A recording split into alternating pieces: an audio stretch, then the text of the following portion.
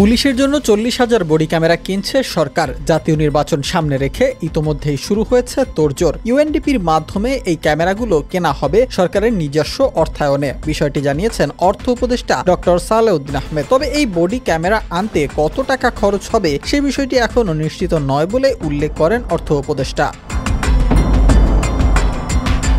জীবন অবাক না করলে কে করবে? 28% মিল্ক ফ্যাটের অবাক করার সাথে ফ্রেশ মিল্ক পাউডার। জীবন অবাক করুক প্রতিদিন। বিশেষ এই ক্যামেরা আনার দায়িত্ব ইউএনডিপিকে কেন দেয়া হবে এমন প্রশ্নের জবাবেও অর্থ উপদেষ্টা বলেন, আমরা টিকা আনি ইউনিসেফের মাধ্যমে। কারণ হলো টেন্ডার করে আনতে গেলে মানের বিষয় থাকে, দামের বিষয় থাকে। এজন্য ইউএনডিপি মান ও দামের নিশ্চয়তা দেবে। এতে করে আমরা কারোর সাথে নেগোসিয়েশন করব না।